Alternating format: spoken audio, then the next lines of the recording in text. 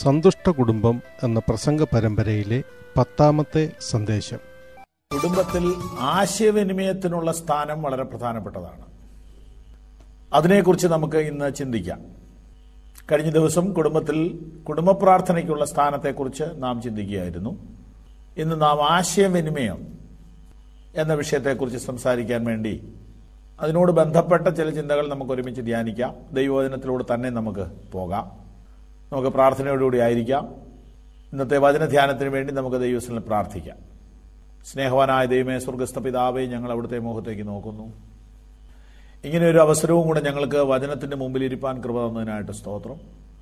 ഇപ്പോൾ ഈ വചനം കേൾക്കുന്ന സഹോദരിമാർ, സഹോദരന്മാർ, പ്രായമുള്ള മാതാപിതാക്കൾ, കുഞ്ഞുങ്ങൾ, യൗവനക്കാർ, രോഗികൾ, ബലഹീനർ, ഭയപ്പെടുന്നവർ, നിരാശപ്പെടുന്നവർ, തളർന്നിരിക്കുന്നവർ, എല്ലാവർക്കും വേണ്ടി പ്രാർത്ഥിക്കുന്നു.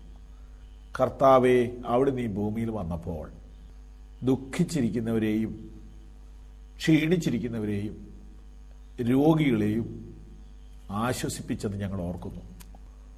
വൈദ്യന്മാരുപേക്ഷിച്ച കേസുകൾ കർത്താവ് സൗഖ്യമാക്കിയത് ഞങ്ങൾ ഓർക്കുന്നു. തകർന്നുപോയ അനേക കുടുംബങ്ങളെ കർത്താവ് പണിത സംഭവങ്ങൾ ഞങ്ങൾ ഓർക്കുന്നു. ദൈവമേ, ഇപ്പോൾ ഞങ്ങൾ ഈ വചനം കേൾക്കുന്ന എല്ലാ കുടുംബങ്ങൾക്കും വേണ്ടി പ്രാർത്ഥിക്കുന്നു. അവിടുത്തെ സന്നിധിയിൽ എല്ലാറ്റിനും പരിഹാരങ്ങളുണ്ടല്ലോ. എല്ലാ കുടുംബങ്ങളെയും അവിടുന്ന് ആശ്വസിപ്പിക്കുകയും ആരോഗ്യപ്പെടുത്തുകയും ചെയ്യണമെന്ന് പ്രാർത്ഥിക്കുന്നു. ആരോഗ്യമുള്ളൊരു കുടുംബം പണിയുവാൻ ഞങ്ങളെ സഹായിക്കണമേ. ഞങ്ങളെ അതിനായിട്ട് ഇതിനു മുമ്പിൽ താഴ്ത്തുന്നു, യേശു കർത്താവിന്റെ നാമത്തിൽ. കഴിഞ്ഞ ദിവസം നാം വായിച്ചത് പത്രോസിന്റെ ലേഖനത്തിലെ വാക്യമാണ്. അവിടെ ഇങ്ങനെ വായിച്ചു: നിങ്ങളുടെ പ്രാർത്ഥനയ്ക്ക് മുടക്കം വരാതിരിക്കേണ്ടതിന് വിവേകത്തോടെ ഭാര്യമാരോട് കൂടെ വസിക്കണം. മാത്രമല്ല, സ്ത്രീജനം ബലഹീന പാത്രമെന്നും അവൾ ജീവന്റെ കൃപയ്ക്ക് കൂട്ടവകാശികളെന്നും ഓർത്ത് അറിഞ്ഞ് അവർക്ക് ബഹുമാനം കൊടുക്കണം എന്ന് പറഞ്ഞാൽ, അന്യോന്യം മനസ്സിലാക്കി ചെറിയ ചെറിയ പ്രശ്നങ്ങളെ വലുതാക്കാതെ കുടുംബത്ത് സമാധാനമുള്ള അന്തരീക്ഷം സൃഷ്ടിച്ചാലേ കുടുംബ പ്രാർത്ഥന നല്ല അന്തരീക്ഷത്തിൽ നടത്താൻ പറ്റുകയുള്ളൂ.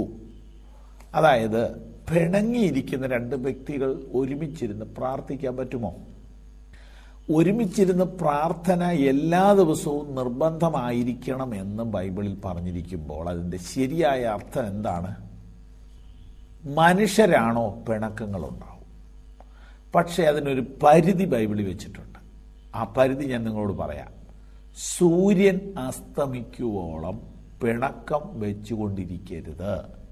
ഇത് ബൈബിളിലെ വ്യവസ്ഥയാണ്. എഫേസ്യ ലേഖനത്തിലാണത് പറഞ്ഞിരിക്കുന്നത്. സൂര്യൻ അസ്തമിക്കുക എന്ന് പറഞ്ഞാൽ, അതായത് രാവിലെ ഒരു പിണക്കുണ്ടായി, അല്ലെ ഉച്ചയ്ക്കൊരു വഴക്കുണ്ടായി, കുഴപ്പമില്ല, മനുഷ്യരല്ലേ ഉണ്ടാവും. പക്ഷേ സൂര്യൻ അസ്തമിക്കുന്നതിന് മുമ്പ്, അതായത് കിടക്കയിലേക്ക് പോകുന്നതിന് മുൻപ്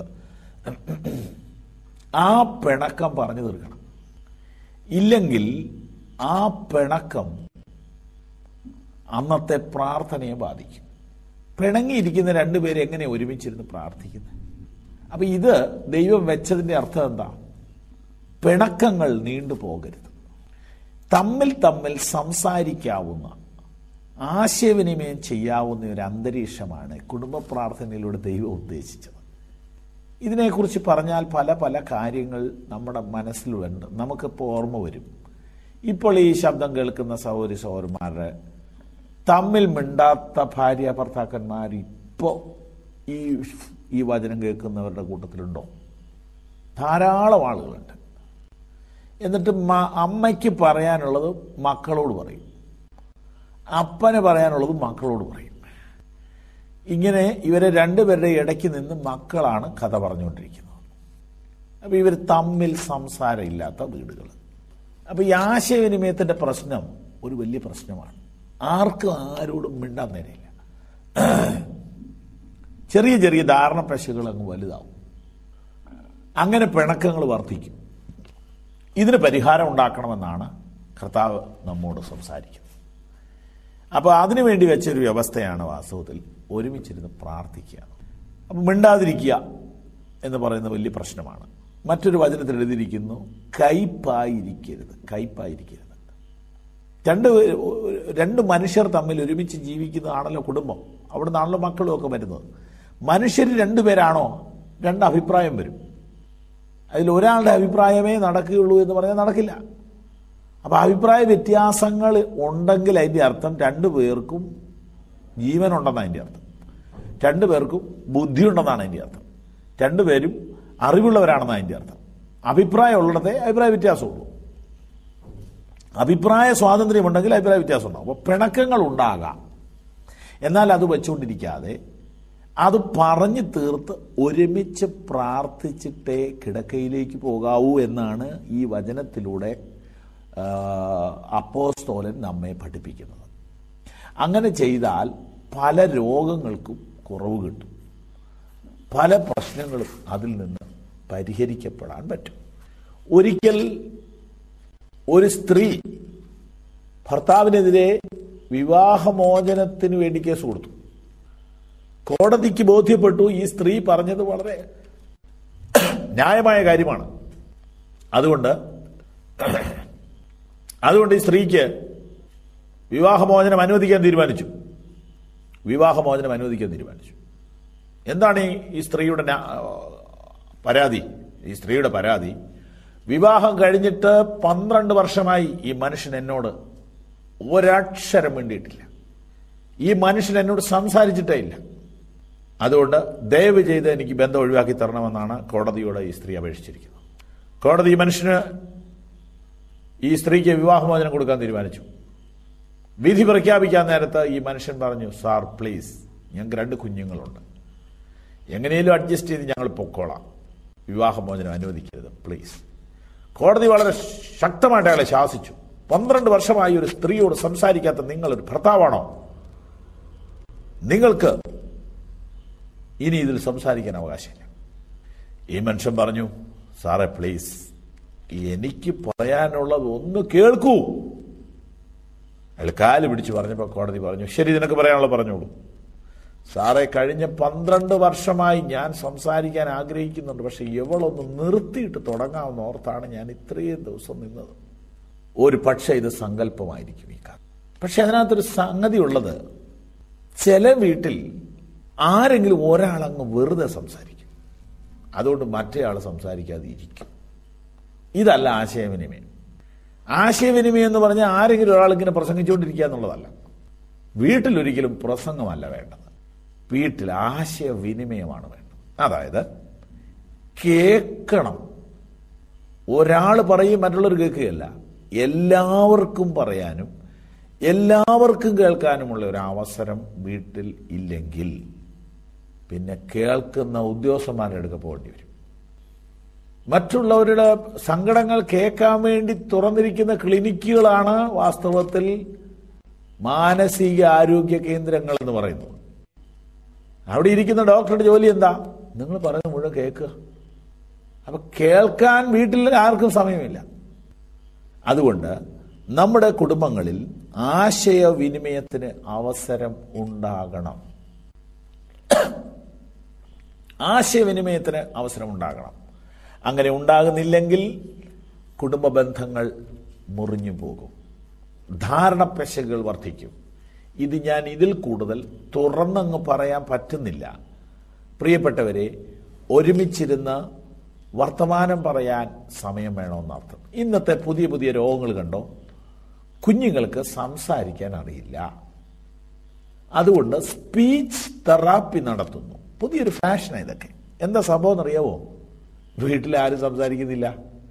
നേരത്തെ അപ്പൻ്റെ അപ്പൻ, അമ്മയുടെ അമ്മ, അപ്പൻ്റെ അമ്മയൊക്കെ വീട്ടിലുണ്ട്. അവര് കൊച്ചുമക്കളെ അടുത്തിരുത്തി കഥ പറയുമായിരുന്നു. അതിങ്ങനെ ഈ അരമണിക്കൂർ 5 മിനിറ്റ് 15 മിനിറ്റ് എന്നൊന്നും അല്ല. രാവിലെ തുടങ്ങി വൈകുന്നവരെ ഉറങ്ങുന്നവരെ കഥ പറയും, പാട്ട് പാടും, ഇങ്ങനെ തലോടും. ഇതെല്ലാം ആവശ്യമാണ് മനുഷ്യ കുഞ്ഞുങ്ങിന്, മനുഷ്യ ശിശുവിന് ഇതൊക്കെ ആവശ്യമാണ്. തലോടലും കഥ പറയലും പാട്ടുപാടലും ഈ കുഞ്ഞിന് ആവശ്യമാണ്. ഒരു കൊച്ചു കുഞ്ഞിന് പാട്ട് നന്നായിട്ട് മനസ്സിലാകുമെന്ന്. അപ്പോ ഈ സംഭാഷണങ്ങൾ, ഈ കുഞ്ഞിന്റെ വളർച്ചയ്ക്ക് ആവശ്യമാണ്. അതുപോലെ തന്നെ നെഗറ്റീവായിട്ടുള്ള സംഭാഷണങ്ങൾ ഈ കുഞ്ഞിന് ദോഷവും ചെയ്യും. എപ്പോഴും കടിപിടി കൂടുന്ന, നായ്ക്കളെ പോലെ ഒച്ച വെക്കുന്ന വീടുണ്ടല്ലോ അല്ലേ? അങ്ങനെ പറയുന്നത് മോശമാണെങ്കിൽ ഞാനങ്ങ് പറയുക. എപ്പോഴും ചുമ്മാ കണ്ടപ്പെട്ടാന്ന് വഴക്ക്, ഒരാളൊന്ന് പറയും വേറൊരാളാണ്ട് പറയും, ആരും വിട്ടുകൊടുക്കത്തില്ല.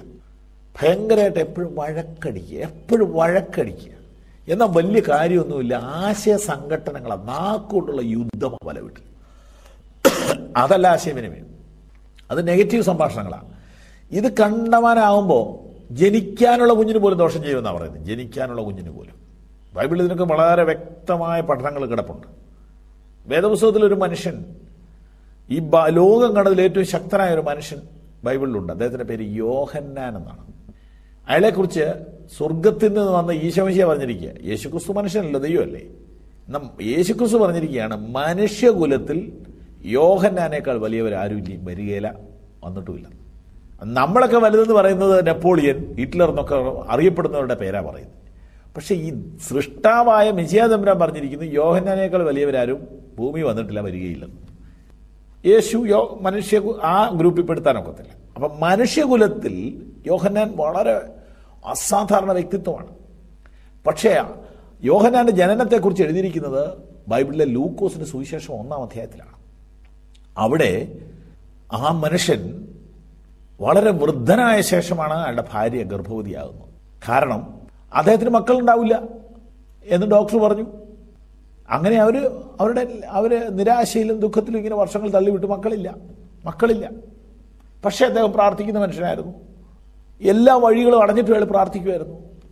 പ്രിയപ്പെട്ടവരെ, നമ്മൾ ഈ പറയുന്നുണ്ടല്ലോ, ഈ നമ്മുടെ കഴിവ് കൊണ്ടൊന്നും എല്ലാ കാര്യവും നടക്കില്ല.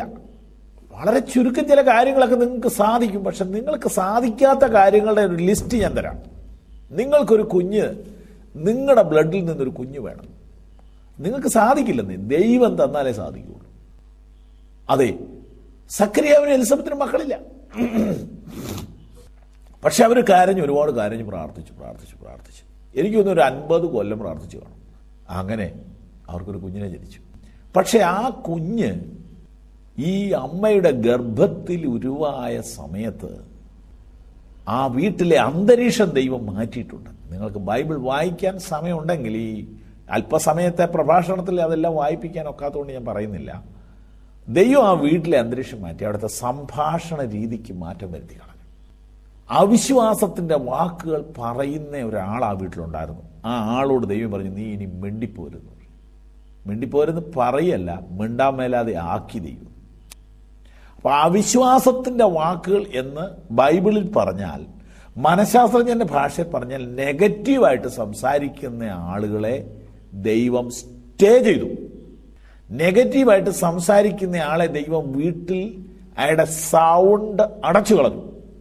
ദൈവം അയാളെ കൊണ്ട് മിണ്ടിപ്പിച്ചില്ല ഈ കുഞ്ഞ് ജനിക്കുന്നവരെ.